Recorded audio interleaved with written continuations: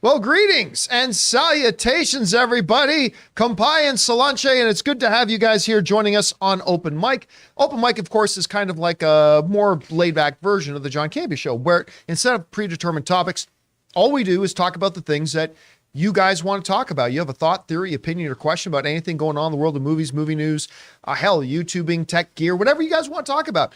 That's what we are here to do. We are here to serve you. I'm joined by Robert Meyer Burnett. Rob's, how's your afternoon going? It's going well. You know, Jonathan and I went to our favorite little hole-in-the-wall taco place and had good food for Serranos. For Serranos.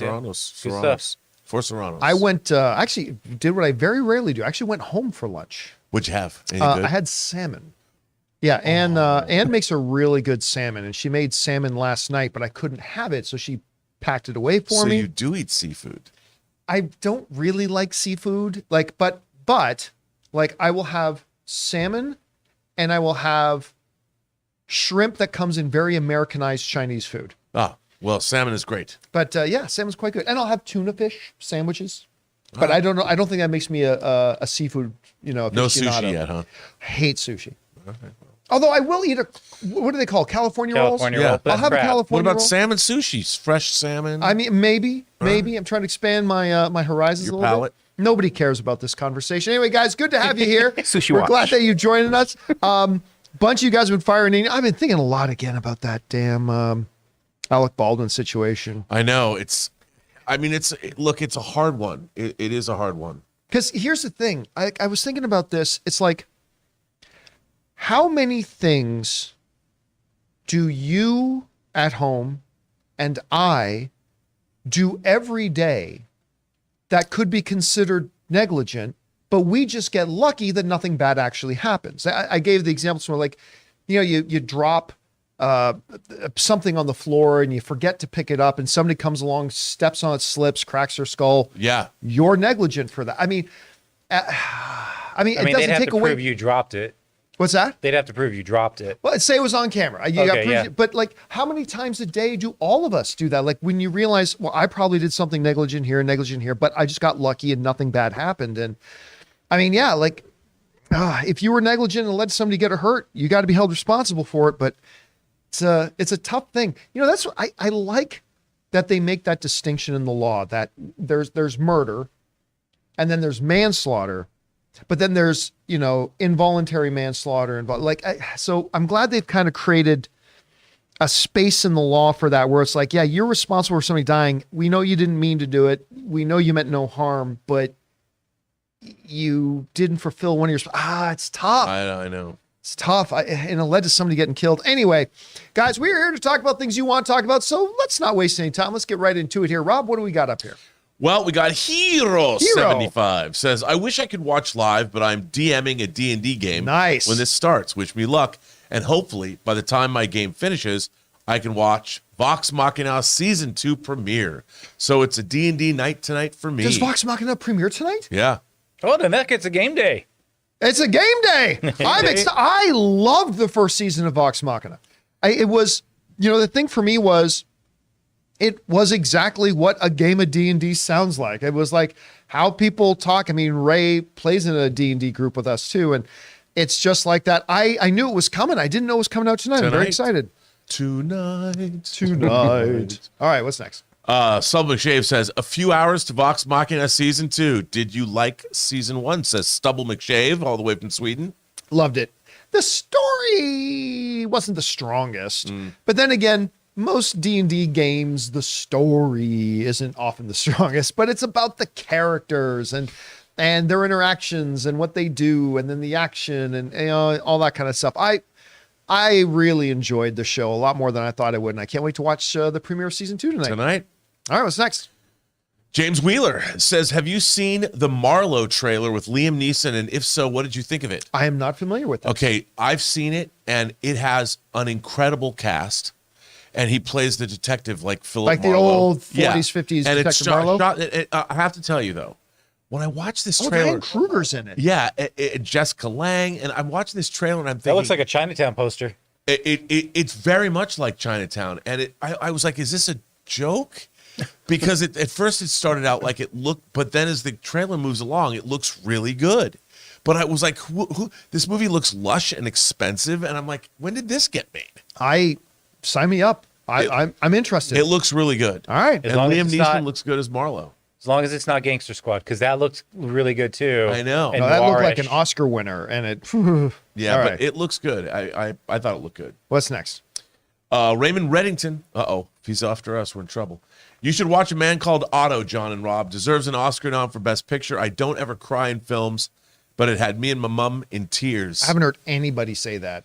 I've been hearing it's good. I haven't heard anybody say it deserves an Oscar nom. But listen, you know what's funny? I got turned off from it at first because the first reactions, we always say the first reactions are always great.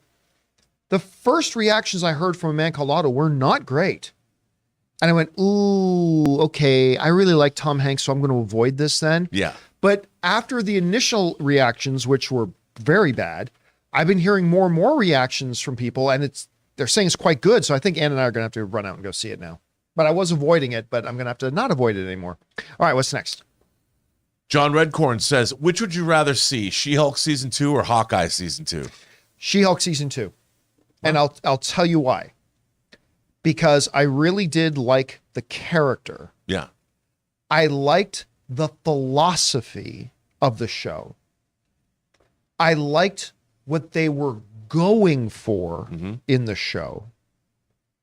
But as you guys have heard me say a lot, it was a comedy that was dreadfully unfunny. And that ruins it. Like, just ruined it. Now, if they can identify that and acknowledge it and say, okay, we got to do some changing up in our writer's room. We have to get some people in who are a little bit more proven, have great sense of humor, can really know how to get laughs. You take another swing at it. I still think that is a show, despite the fact that I really didn't like She-Hulk. You do that show and make it funny, I think there's a lot of potential upside for it. Whereas with Hawkeye, I thought Hawkeye was Hawkeye. I don't know that there's any, I don't know that it gets any better than what it was. Right. She-Hulk has nothing but upside, I think. Well, I'm right there with you. I think I really liked her, Tatiana Maslany, and I really liked a lot of the show, but it was all over the place. It felt like every week you got something. It was just so inconsistent. I'd love to see more consistency. All right, what's next? James Argenta says over or under 0.5 over under 0.5 episode for Sabine and Ahsoka in Mando season 3. So the basic saying is a 0 or more than 0. Yeah.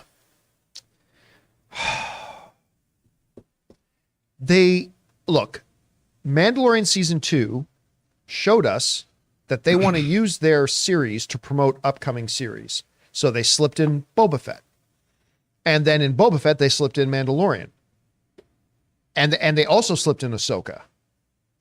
So I don't see why, if they've tipped their hand and said, we're going to use our series to promote the other series, I'll go over 0.5. I think she does at least make an appearance. Not Sabine Wren necessarily. Right, but Ahsoka. But Ahsoka, at least Ahsoka, I'll take at least one appearance. I agree with you, because why not? Yeah.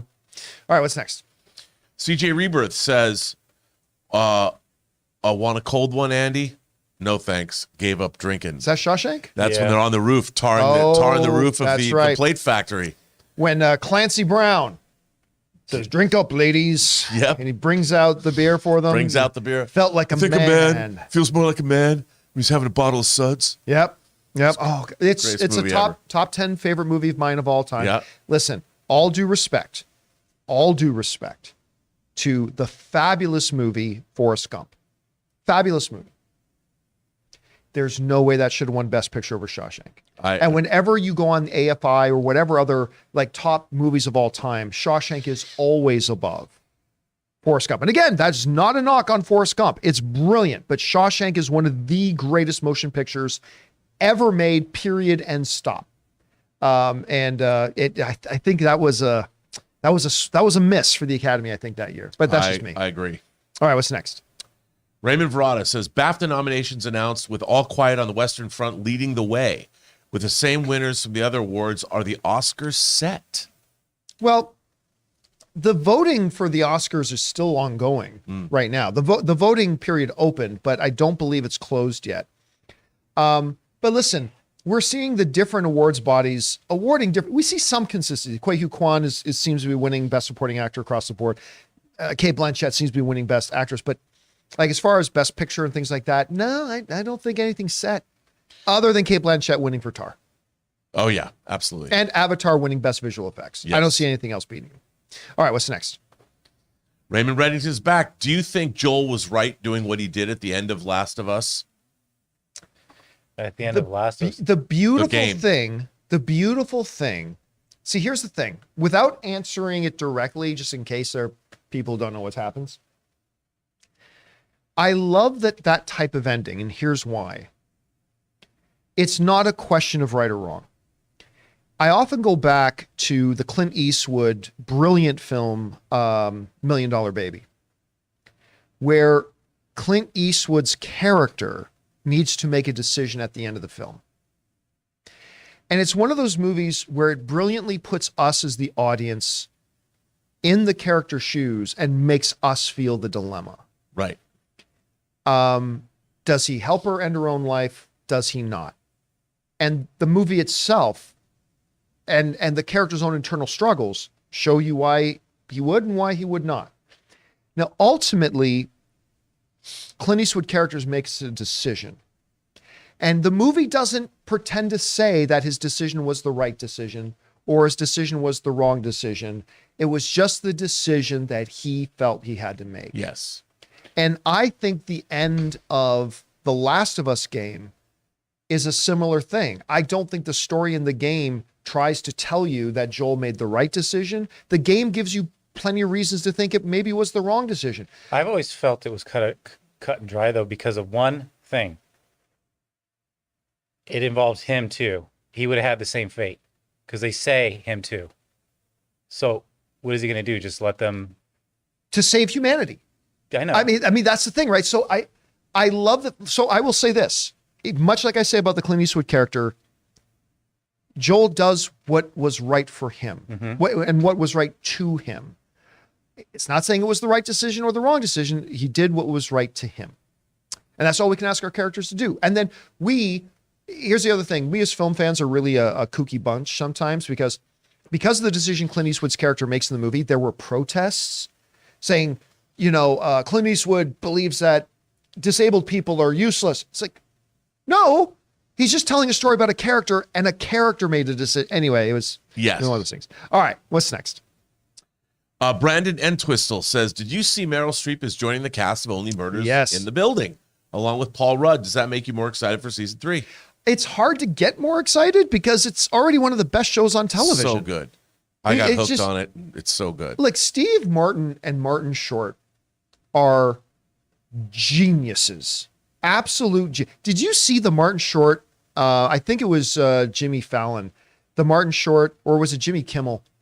I can't remember. It might have been Kimmel. Anyway, the Martin Short interview on Jimmy Kimmel this year. Yeah. Oh my God. Yeah. By the way, Martin Short, a good Hamilton kid from my hometown, went to McMaster University, right up the street from me. Look at that cast. He did a Smartless episode. I love it. Really? Oh, it's hilarious. Yeah. Him and Steve Martin together are gold. I know he's now a grumpy old man who screams at the clouds, but I hope at some point before Only Murders in the Building ends, they bring in Chevy Chase. I got to see the three amigos together. I feel like again. Chevy has actually tried to been making amends. He quit drinking. He said he's made a lot of life-changing decisions. So maybe. I would like to see that too, because I like Chevy Chase, even if no one else does. I do. I'm Chevy Chase and you're not. God, I love that. He's still the all-time greatest Weekend Update. Yeah, he's still the all-time greatest Weekend Update. Jane? You. One of the greatest lines ever. All right, what's next? John Redcorn says, I want to be excited for Tron, but Leto coming off Morbius and Gucci, and the director of Pirates 5 and Maleficent 2 doesn't give me a lot of hope. Well, listen. To quote Shawshank. We often talk about the fact that, first of all, as an Italian, like when I hear all these people talking about, oh, Leto really did a number, I'm sorry. As an Italian, he kind of nailed it. There are different kinds of Italians that speak different ways. And as an Italian with a real big Italian family, he sounded exactly like some of my great uncles. Yeah. Not all the members of my Italian family, granted. I mean, a lot of my Italian family sounds more like Adam Driver does in it. But so all these people who aren't Italian saying, that's not what an Italian's, you haven't been to my family get-togethers because in many ways he kind of nailed it. Anyway, and Morbius, you can't blame the actor for it. I mean, he didn't, Right. Jared Leto didn't write the script. He didn't, he just went in and performed. And I didn't find anything wrong with his performance. No, I mean, I think this Tron project, it's all about the script. I hope the script is good. Yeah, it all comes down to that. It doesn't all mean right. you should send me yours, though. What's next? Jonathan Schultz says, Hellboy is one of my favorite comic properties. You think the film franchise is dead for a while after the David Harbour one? I love the Perlman run. Yes, because look, I know this isn't popular to say, but the Perlman run didn't do it any favors. No. I mean, in the sense that it didn't make much money. The Perlman ones didn't make much money either. But like the Perlman ones, Harbour was great in the role, just like Ron Perlman was. Wasn't his fault, but no. It was a bad movie, man. Mike, who's the name of the guy, the creator of Hellboy? Mike Mignola. Mignola. I met him a couple of times, but no, I don't see any studio, unless you come to them with a pitch and a budget that shows them you can make this movie for like $10 million. Yeah. I don't see another studio putting their checkbook on the line for it. I At least agree. not for a little while. I agree. All right, what's next?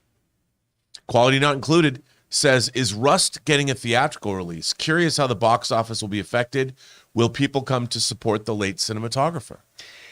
You know what? A little while we talked about it on the show, but the widower, the cinematographer who died, her husband seemed to forgive everybody else involved. He came on board as a producer of the film. He said he's excited to put the movie out, and it's, for the legacy for his wife and all that kind of stuff. Listen, this was always going to be a very low budget, probably direct to streaming kind of project. With the notoriety it's getting now, and the husband being now on board as a producer. And listen, they often say no publicity is bad publicity. It's getting a lot of publicity right now. They might take a swing at putting it in theaters. I don't know. And it is her last work, and so I think it'll be nice if people can see it. Yeah. All right, what's next? Raymond Verrata says, prayers for British actor Julian Sands, who was missing while hiking up in Mount Baldy, actually. I'm not a fan, but I always see his films like Warlock at the video store. I saw the headlines of that today, that he had gone missing while hiking. I mean, that's never good. No. I mean, so here's... over the weekend when it was absolutely pouring. Yeah. Worst time. Here's hoping they find him held up in a makeshift lean-to. Yeah. But it's not looking good, but we'll keep positive hopes. All right, what's next? And Marcellus says, one of two. The Ahsoka series is most likely a live-action sequel to Rebels. For people who didn't watch Rebels, how do you think this will be approached? I spoke to someone in the chat who never saw Clone Wars and had no idea who or why Ahsoka was important. I think the same problem could repeat itself in the Ahsoka show with the Rebels cast. I mean... Just write her like a mystery anyway. Look, it's all about how you set it up. Like, here's a great example. The movie, you have the TV show Firefly, and then you have the movie Serenity. The Serenity is a follow-up to the TV show. Guess what? I watched the movie before I saw the show. They set it up in such a way, and they wrote it in such a way, and directed it in such a way that I never once felt like I was missing anything. Right. I watched Fire Walk with Me before I ever saw an episode of Twin Peaks. Really? Yeah. Well, it is a prequel. Yeah. And then I went back and watched Firefly, and it was all the richer, but you can do it if you do it right. It's not easy, but you can do it. And Chiwetel Ejiofor is so scary in Dude, Serenity. I think he is a top, I've said this before, the operative played by Chiwetel Ejiofor in Serenity, I believe is a top 10 all-time movie villain. I really do. He's so good. He's chilling. All right, what's next? Big Mouth Stan says, if Kang the Conqueror doesn't deliver as an intimidating villain in Ant-Man 3, will that affect the overall hype for Kang Dynasty? Of course it will. Yeah, I think so too. It's like, well, if they do Infinity War and Thanos comes across as really lame, will that affect Endgame? Yeah. Yeah. Yes, it will. I think it will. So they are betting the house on that he does not come across as a unintimidating, weak villain. I think they seem pretty sure he comes across pretty good. Trailer content looks pretty intimidating so far. Yeah. He looks great so far. So they are betting the house on. But yeah, if it sucks and he sucks in it, it completely affects people's outlook towards. I have high hopes for this movie. Me too. I'm really excited. I think it's going to be really good. And Marvel needs it to be really good. They need a win. Yeah, they need a big win. All right, what's Come next? on in for the big win. Fun Boy Fun says, Boy. John, my daughter's 3. I took her to 8 movies already. Wow. Next to Super Mario Brothers and Spider-Man Across the Spider-Verse. Nice. Can't wait. She loves Mario and Ghost Spider. Also popcorn and 2 bags of candy and a Coke. I got news for you. I'm sorry to break this to you. She loves bags of popcorn, candies, and a Coke. Yeah, that's what she loves. And if movies get me that, I mean, but no, I'm sure. Listen, there are times that I wish I had a kid now, and Super Mario looks like one of those movies for that. I felt the same way watching Turning Red. It's like, man, first of all, I love the movie. Screw the kids, I don't care. But I mean, I would have loved to have shared that with my kids because my kid will be half Asian, so I'm looking forward to that very much. But that sounds like a good one. But yeah, I'm sorry to break it to you, but it's about the candy. All right, what's next? I'm such a pessimist. Uncle Drew says Mazin said he wants to explore how primal Joel and Ellie's relationship is, how Ellie was activated seeing Joel kill the guard to protect her, and how it contrasted Sarah's reaction to seeing Joel kill the neighbor. Loving this show. That's interesting. Do you remember after Monday, we were talking about that, and I said, I think what was vital about that scene was Ellie watching Joel kill the guy. Yeah. And her face. It told 1,000 stories in that. And I think I think Mason's absolutely right. I think that was a pivotal moment. And that making that death personal that Ellie could see and having us already realize this is somebody Joel dealt with made it all the more personal and kind of hardcore. And in the game, it's different. That doesn't happen in the game. Yeah. But I mean, they also came from that first kill comes from such an innocent time comparably that she would be shocked. And this just happened this night. Right. Whereas Ellie's living in a fascist regime. Right. You know? All right. What's next? Jonathan Schultz says, this week has been incredibly difficult for me. As always, you all bring so much humor and joy to my day-to-day life, and I just want to tell you how much I appreciate it. I hope you all have a great day. Thanks, and bring on the filthy. Oh, thank you so much, Jonathan. Send in $20 super chat. Oh, thank you for that, dude. Listen, and I we've talked about it before. I can't begin to tell you how many over the past, just for the John Campea channel, the last 5 or 6 years that I've had a truly miserable day or a truly miserable week, and the ability to come in and just hang out with you guys and talk movies and movie news with you guys, how much that has carried me. And the fact that we've got this community here where, we can jump online, talk to each other. I mean, it's just, this is one of the reasons why I love movies so much, man. Movies and TV shows and storytelling. It's a healing thing, and I'm glad it's always here for us that way. So thank you for sharing your sentiments on that, and we're glad that you're here, man. All right, what's next? Greet Pack 9 says, hey guys, please keep our film The Hill on your radar. It's a biopic of Ricky Hill, starring Dennis Quaid, Scott Glenn, and Colin Ford. Well, I love that cast. It will be out in 1,000 theaters. Wow. I can't believe Pooh beat us out with 500 movie theaters. By the way, send in a $20 super chat. I love Scott Glenn. Dude. I have loved that guy ever since Hunt for Red October. Well, he's in The Right Stuff. Yeah. And I love him. He is awesome. And we were just talking the other day about what to me is the only bad Zack Snyder movie, Sucker Punch. Because he got a thing in that. Daredevil. He's in Silence of the Lambs. He plays Jack Crawford. All right, Backdraft. I mean, you go, He was in a James Glickenhaus movie in the 80s. Man, I love Scott Glenn. All right, what's next? He was in The Leftovers. All right, what's next? Jonathan Schultz says, was doing some research on the Rust Baldwin charges and saw that the assistant director for Rust, David Halls, has a long history of ignoring safety measures on sets. This seems just to get worse and worse. Yeah, again, like I said on the show today. Super chat again, by the way. By the way, thank you for that, man. As I said on the show today, here's the thing. We, as the public, we always think we know everything when we read a headline, right? We all do. I mean, that's a common thing for us as people. We do. But as I mentioned on the show today, the reality is we probably know 10%, maybe 10%. And it's going to be really interesting to see what comes out, what is revealed, things that make things look not as bad, things that make things look worse. I mean, yeah, there's going to be a lot of information that comes out here. And I mean, there was an investigation that led to the charges. They didn't just do charges and now they're going to investigate. Yeah, somebody got shot. You're all charged. No, they did what? Well, how long has it been? A while. Like, has it been a year? Yeah, it has been. It's been a while. Yeah. So, all right, what's next? Al Renshaw says, over or under 20%, we see a version of the Council of Kangs. Over. Yeah, I think over too. Yeah. There's the Council of Kangs. Yeah, I think, now I'm not saying 90%. I'm not even saying 85%, but if you're going to set the line at 20, I think it's good money to take it on the over 20 on that. I still don't know that this is the Kang we get in Kang Dynasty.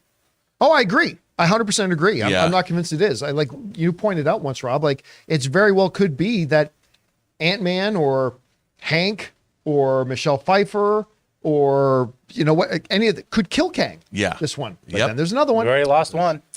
All right, what's next? I just Googled it really quick, and the Rust incident was on Thursday, October 21st of 2021. What? Yeah, 2021. Yeah. Because by the way, remember when Loki, at the end of Loki, he comes back to the Time Variance Authority, but it's a different version of time. Yeah. There's that big statue of Kang, right? It's a different one. Well, that can't be the Kang that's stuck in the quantum realm. So, I mean, it very well could be that Although that we Kang don't dies. know where the Time Variant Authority is. No, there's a million things we don't know. Like this, so we have no idea. All right, what's next? We're going to know, though. Big Mouth Stan says, since a Michael Jackson biopic was greenlit, do you think the late, great Kobe Bryant will get his own biopic eventually, given Kobe had his own controversy in 2004? Yeah. Kind of depends on the estate again, but sure. Yeah, it'll be called, the movie will be called Black Mamba. And they'll do that movie. And yeah, they're going to have to dance around that issue. I mean, or they're going to have to, I don't think they're going to be able to dance around it. But they're going to bring it through to its conclude. But yeah, but that again, that is an incident versus what some people allege was like a decades long thing. Right. I mean, and again, who knows? All right, what's next? Al Renshaw says, the Alamo Drafthouse just opened up a location in Chicago, and I'm going next week. Nobody allowed in after showtime. Yes. Thoughts on the Alamo Drafthouse? I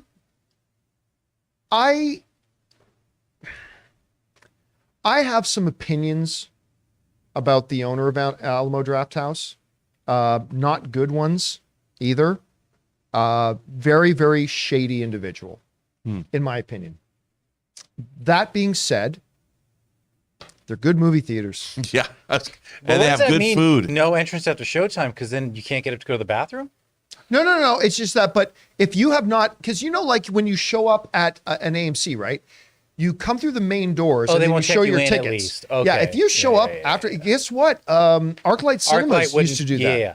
ArcLight didn't sell tickets 10 minutes before showtime. Yeah, and if you don't go through the part where you have to give your tickets to the ticket taker by showtime, right, you ain't getting in.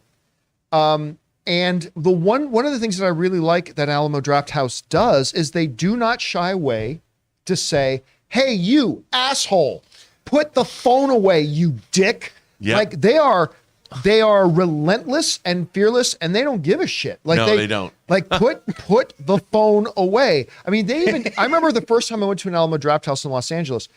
They had the before sunset and after sunset. They had Ethan Hawke and Julie Delpy. Judy Delpy.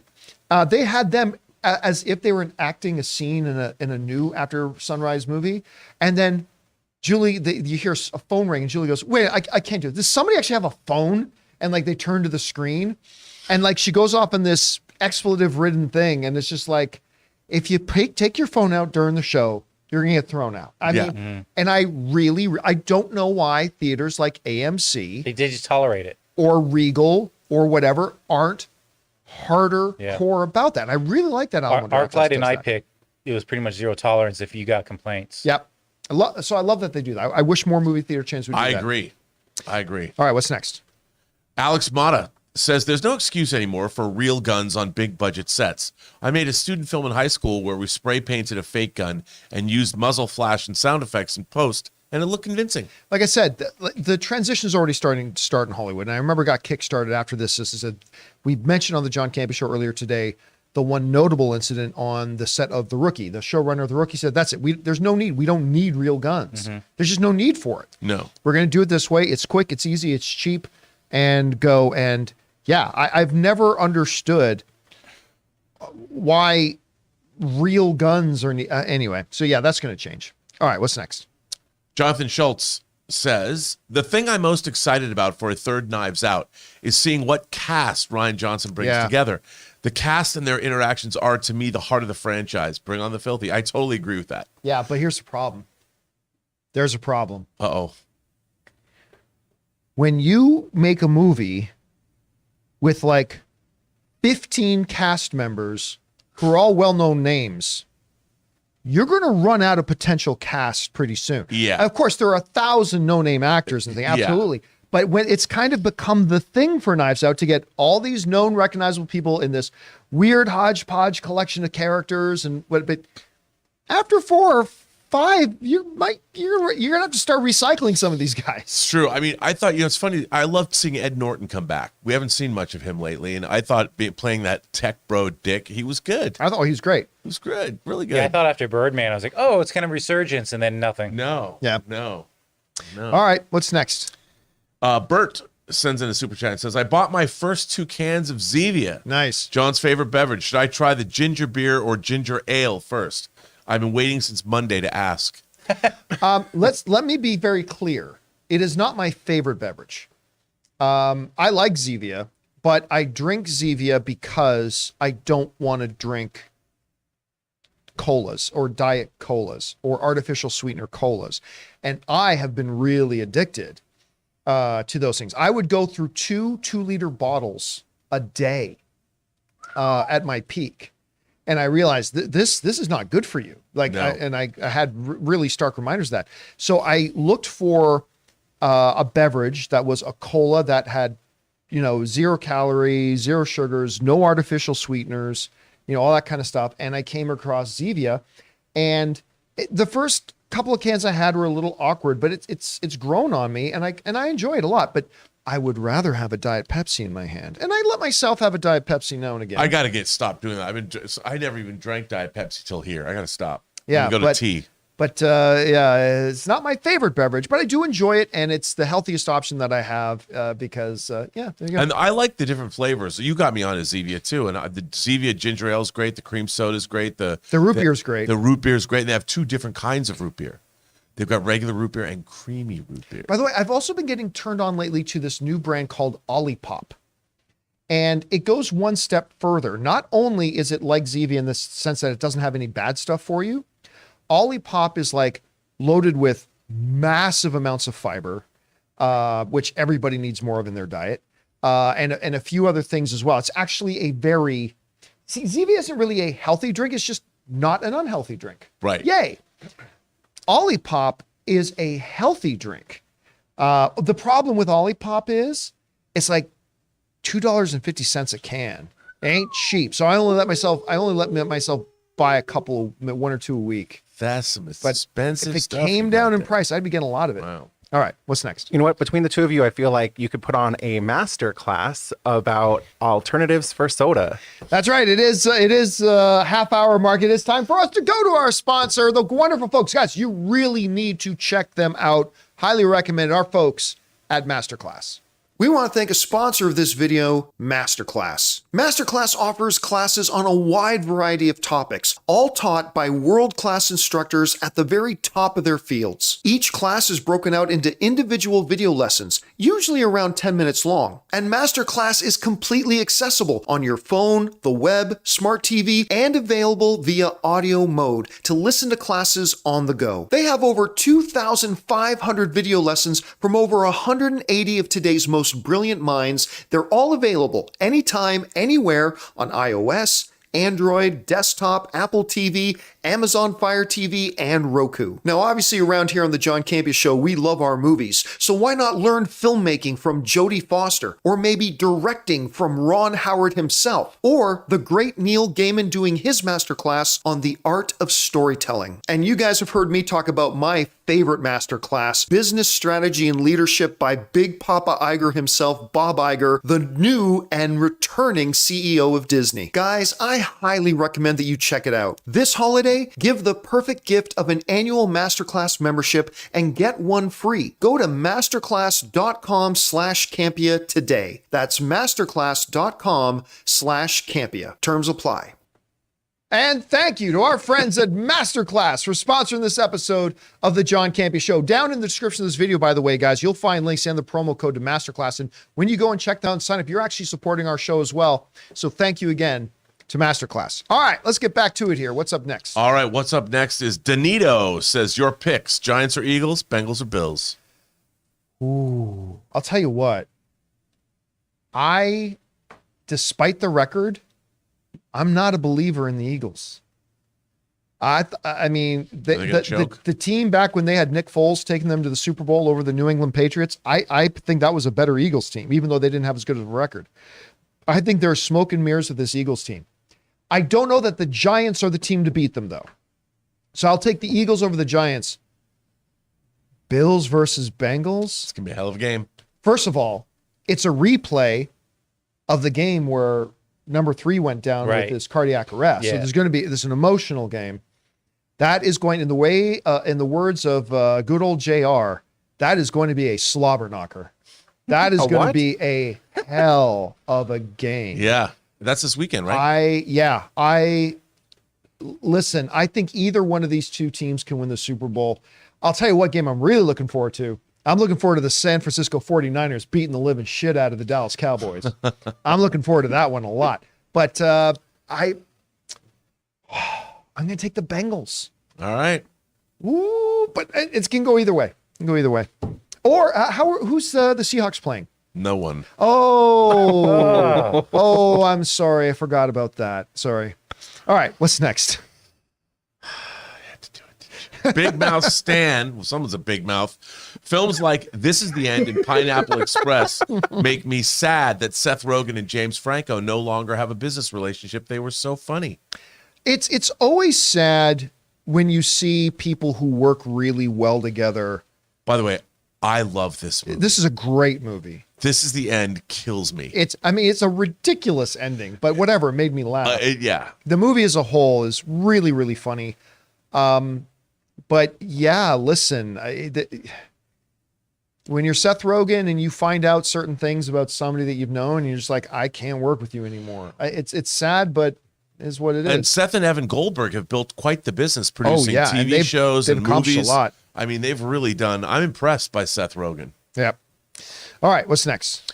Al Renshaw says, think we'll get a new X-Men cast in Secret Wars. I think we'll know who the X-Men cast are before Secret Wars. I do too. I mean, that's a long way off. Yeah. Secret Wars is years. I think we will know who they it is need before the that. X-Men in Secret Wars. They need more characters.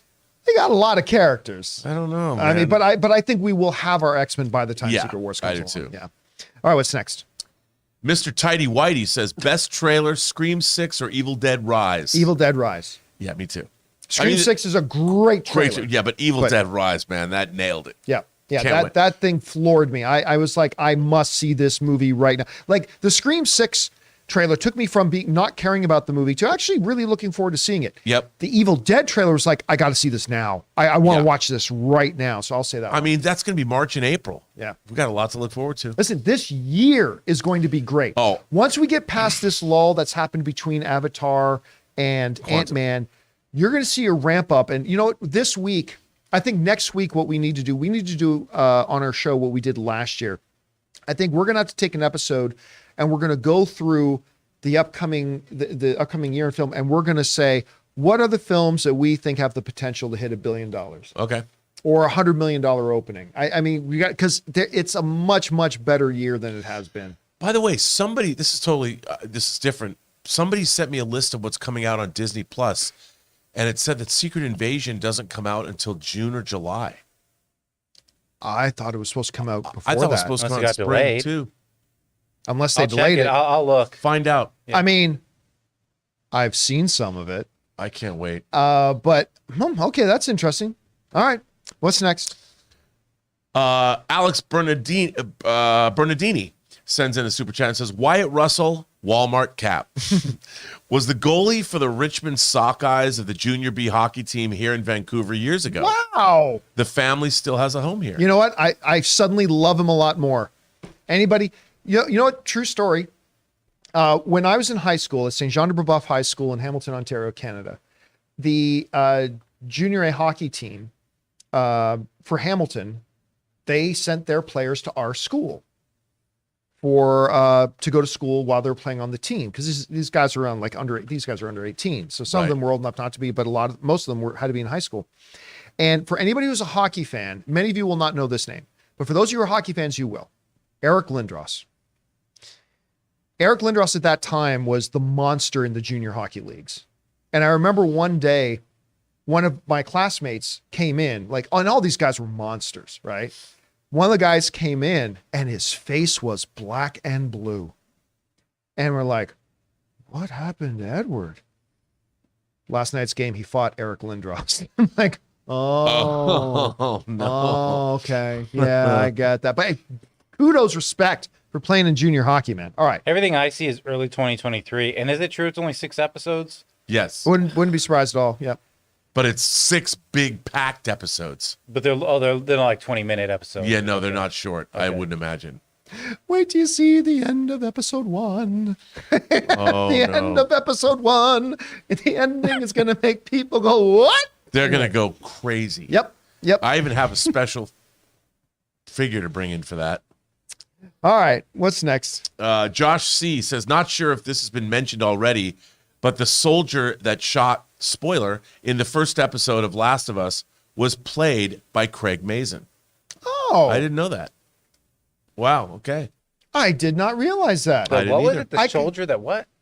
That shot. shot. Oh, spoiler. in the beginning, the... That shot, spoiler. Yeah. Yeah. Yes. That's great. Look, ever since, Peter Jackson started sliding himself into scenes here and there, has been great.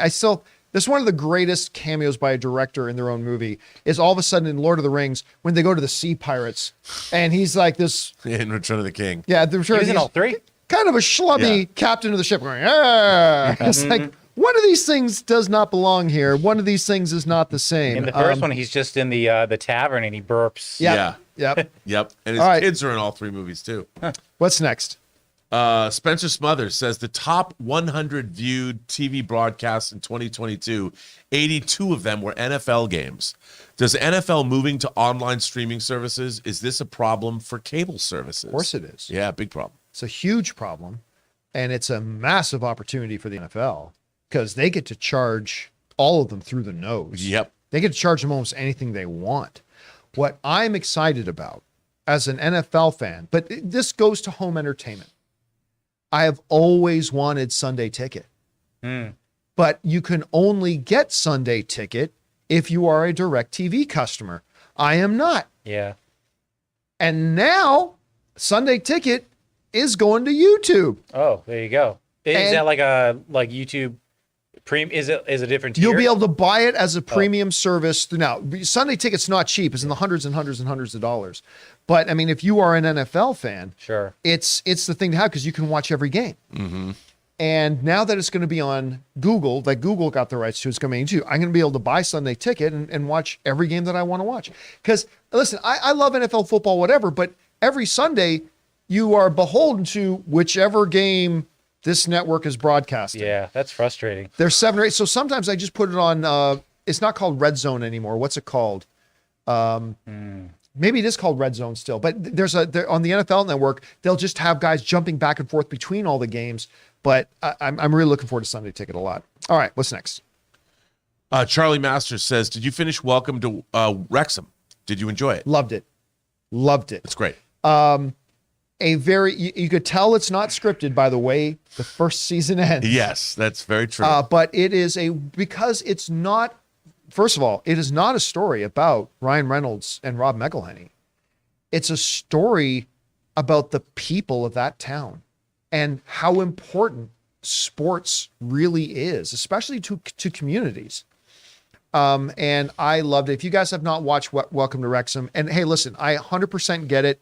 Whenever I talk about anything involving Ryan Reynolds, is that, yeah, he supplies a lot of money to our channel. Like with Mint Mobile is the main sponsor of our show. We love Mint Mobile, all that kind of stuff. So I get it. You almost have to take anything I say about a Ryan Reynolds project with a grain of salt. I get it. But Welcome to Wrexham is awesome. It's really, really fun. And I feel whenever I have to speak positively anything Ryan Reynolds, I have to remind everybody that Red Notice sucked. So there. It's just the kind of balances out the universe. All right, what's next? Suthius says, for the taller scientist sitting in the middle of the opening of The Last of Us, I recognize him first from Stargate Atlantis. As for Will Poulter, I recognize him first as the scrawny Weasley kid from Narnia. Well, I mean, to me, it always goes back to We're the Millers. I mean, I still can't believe that the kid from We're the Millers is now Adam Warlock. Yeah, I mean, and he's buff as hell. Like when he came out on stage at Comic-Con, I'm like, wait a minute, wow. It's almost like a Chris Pratt transformation. Except Pratt went from chubby to buff. This guy went from scrawny kid to buff, and it's really impressive. I'm looking forward to seeing him playing that role. All right, what's next? Nabang says, hi guys. As a newer fan, do you guys have a video? Oh wait, well, I'll read this. I'll get the next one. Do you guys have a video of your guys' history in the film industry? Would love to hear your stories. We don't. I mean, I talk about. Well, you have more of a history in the film industry. Yeah, I mean, I talk about that on my own channel, but I've never. You know what? I've never done any kind of video about my own history. I've talked about things I've worked on, but never my own history. That might be something interesting to do. Yeah, my history in the film business is practically nil. I mean, I was I go into more detail on the video that you can find online. Just search online for Getting Started John Campea, and you'll find a video there. And you've had an interesting journey. I've had a very interesting journey for sure. But I mean, really for me, it was just, I started a blog because I was always talking about movies. So I started a blog to talk about movies. It just grew and grew and grew to the point that AMC Theaters asked me to come and start up this online movie news division. So I moved down to the States. I took over the AMC online stuff.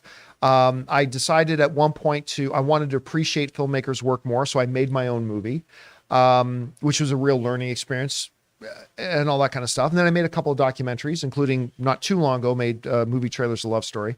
Got to know a lot of people, meet a lot of people, get connected with a lot of people. But, you know, Rob really more has a film career. I mean, he directed William Shatner, for heaven's sakes. Hopefully people will be seeing that movie again this year. Maybe. Fingers crossed. Yeah. All right. What's next? If we can get it from our distributor. Tiffany Hoffman says, have you guys watched National Treasure, the National Treasure TV show yet? I love the way you use the word yet as if I'm ever going to do it. I have no interest in that National Treasure TV show. None. I love a lot of people involved in it, especially Catherine Zeta, but I have no interest in the show. Yeah, I don't know if I'll get to it. Yeah. All right, what's next? Amin, one of two, says, Craig Mazin has already confirmed season 1 will cover the entire first game. There we go. I think season 2 will include stuff between both games and eventually end around the pivotal moment near the beginning of the second game. No spoilers. Season 3 will be the rest of the second game. Do we know there's more seasons? Huh? Has it been announced there's more seasons? I don't think so. Yeah, I don't but either. It won't be long. Yeah. It won't be long before they do. Here's the thing. I could see them doing supplemental material where the end of season 2 will coincide with the beginning of game 2. And I won't say what happens. Sure. But I think that pivotal moment near the beginning of game 2 will actually be the climax of season 2. But again, that's just me But speculating. then No they could do actually the size of the second game. They could do a season 3 and 4 just for that. Yeah, they absolutely could. All right, what's next? Daniel Vakura says, I completely agree with you, John, when it comes to Extraction. It's a bad movie with good action at times. It was such a rough plot. Again, You're and not wrong. I wanted to like it. I mean, I love everybody involved in front of and behind the camera. I loved everybody involved in that movie. But, you know, I got to be honest. It's not a good movie. Yeah, it's not. Now, that doesn't mean if you liked it, you're wrong. Not at all. I'm just saying for me, and I can only speak for myself, I watched the movie saying this action scene is great. The car scene was fantastic, but it's not a good movie. Here's hoping the second one's better. All right, what's next? Kyle Schneider says, John, did you see the new Night Court? What did you think? P.S. That jacket on you looks like Joel's jacket, and now I'm impatient for episode 2. I have not seen Night Court yet. I think it debuted last night. I didn't know that. I was going to take a look. Ann and I were busy last night, so I haven't had a chance to watch it. Maybe I'll get around to watching it once I watch the premiere episode of Vox Machina tonight, apparently. Right. But I am very, very curious to see. I mean, just because it's a nostalgia thing. When I was a lot younger, I loved the original Night Court. Yeah.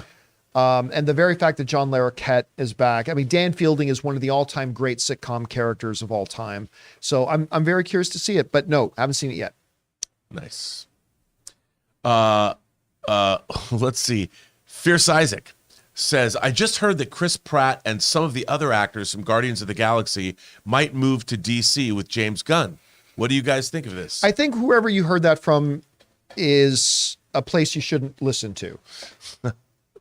Number one, you have to understand there is no such thing as moving from Marvel to DC. I don't know why some people have this thing about how, guess what? If you're in a Marvel movie, you can be in a DC movie. If you are in a movie at Universal, you can be in a movie at Paramount too, 2 weeks later if you want. I mean, look at Pedro Pascal. He's on the #1 show right now at HBO Max. And in a couple of months, he's going to be on the new #1 show at Disney Plus. He didn't move over to Disney. Right. It's so anybody who's talking like that, don't even pay attention to it. All right, what's next? Now, by addendum to that, that doesn't mean that in the future we can't see Chris Pratt in a DC movie, but it has nothing to do with him being in Marvel or not being in Marvel or anything like that. So there's no moving over because he could easily come back and be in Marvel films again. Doesn't matter. Yeah. All right, what's next?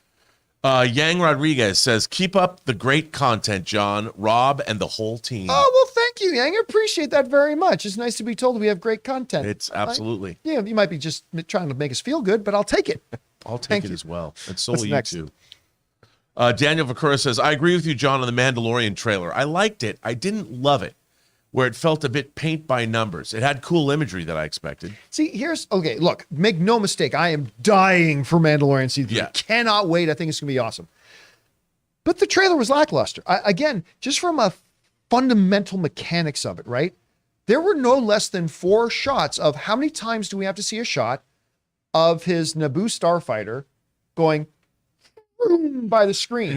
Like 4 different, how many times, at least 4 times, we had to cut to this shot, interior in the thing. It's a trailer. I don't know. It just wasn't a well put together trailer. Don't matter. I'm dying to see this. They could have played no trailer and I'd still be excited to see it. The show's going to be great, but whoever cut the trailer together did not do a very good job. I agree with that. Carl Weathers, you don't even get a close up. He doesn't say anything. It's like when they shake a hands. Side shot of him, what's like a that? side shot. Yeah, it's like we got more Mr. Kim, which Right, is right. fine because I love Paul. Right. Can't wait to see more of him in it. There but just wasn't a lot in the trailer. No. It was small in the scope. first trailer gave far more. Yeah, I agree. All right, what's next? Jacob Pynchon says, could you see Stephen Amell as Amazon's Kratos in God of War? He's definitely an actor who could do it, but Kratos is one of those characters where sheer hulking, intimidating physical size is part of the character. And I don't know that works with Steven. Who knows though? I mean, Steven is definitely a good enough actor to do it, but I don't know. That's why, I mean, everybody laughed at me when I said Triple H. But the thing is, with Kratos, you don't need an Academy Award contender to play. Most of his lines are spoken like this. Yeah. Come here, boy. I mean, it's not award-winning material you have to do. If you got the right director working with them to get the right things that can accentuate his strengths, hide his weaknesses, somebody like that could be it. But I don't know if Steven's big enough. All right. What's next? Jacob Pynchon says, I already said that. Fangblaze71 says, did you hear the rumors Ghost might have been removed from Thunderbolts? If this is true, I'll be really annoyed. Out of everyone on the team, I was most excited to see her return. Well, and by the way, Fangblaze sent in a $20 super chat. I will say this. I won't be annoyed. I mean, look, I'm very interested in seeing Ghost return. I like the character in Ant-Man 2. But story comes first. I agree. And and by the way, I don't believe the rumor, but if they continue to look at the script and said, you know what, this story flows better if we remove this character out of the equation. It's not saying that the character's not great or anything, but the story comes first. Yeah. The story is not there to serve the characters. The characters are there to serve the story. And if a character doesn't serve the story, no matter how good the character might be, in service to the story and the flow of the movie, just remove the character. So, will I be a little disappointed not to see Ghost? Sure. Annoyed? No, because that's telling me they're putting the story first, and I think that's important. I don't know. What do you think? I think that you're absolutely right. I mean, the story always has to come first. For me, it's character and story kind of work in tandem. You can't have one without the other. And, you know, I think anybody that's again, like even casting, you know, there's two schools of thought when you cast people in Hollywood. You have to cast a quote unquote star or somebody that has name value that brings value to whatever it is that you're making. It helps you sell the project. But then there's also putting the best actor in the role that they're best suited for, even if it doesn't necessarily, it's a push-pull kind of a thing. But look, give me the best actor to play a part, and then give me the best story that actor can be in. That's what I'm always looking for. All right, what's next? All right, so that's it that loaded into the activity feed. I just found one that I don't think loaded. Okay. So I'll go ahead and read it for you guys. It's from Danito. A good idea is for them to start Mando Season 3 with Grogu deciding to leave Luke. Don't think we saw that exact scene in Boba Fett, and we'll brush things up. I think showing that scene without the context of all the other stuff that happened between Luke and Grogu would feel empty. I mean, it would be fine for everybody who saw Book of Boba Fett, right. But as we covered this morning, not everybody who watches Mandalorian watched the Book of Boba Fett. It might come across as compounding the confusion. I think it's just a matter of bite the bullet, just do a previously on, and then do a quick 15-second recap of the stuff that we saw in Book of Boba Fett with Luke and Grogu, and then move on. I don't know that you put in nothing, but again, let's see what they've got in mind. I don't know. How do you think they're going to approach it? I think we're just going to get a previously on, and we're going to be off to the races because they've got those shows. They've got the two shows from Boba Fett, and we'll see clips from that and other clips to get people up to speed, and we'll go from there. I think that's how they're going to play it. And you can go back and, hey, if you're lost, go back and watch Book of Boba Fett if you have to. I hope you don't have to, but you know. And I mean, my girl, Anne is trying. She's decided that, you know what, I'm going to watch the entire thing of Book of Boba Fett, and she started to go through Book of Boba Fett. Oh no! So my girl's a trooper, man. There you go. My girl is a trooper. By the way, another good sign that I married the right girl.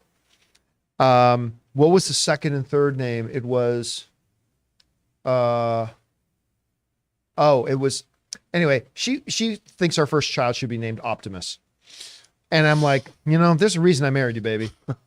That's, I married right. All right, guys, that'll do it for today's installment of Open Mic. Thanks a lot for being here and joining us, guys. Tomorrow, we're going to play a little bit of Play and Chat. Tomorrow, we're going to get down in front of the... It's Friday, isn't it? Tomorrow's Friday. And only 3 days from episode 2 of Last of Us. Yes, I'm counting. See, I'm back to counting down till Sundays now. Cannot wait. Thank you guys for being here. Special thank you to you guys who sent in those super chats. Number one, because you gave us great fun things to talk about. But number two, you supported our channel as you did it.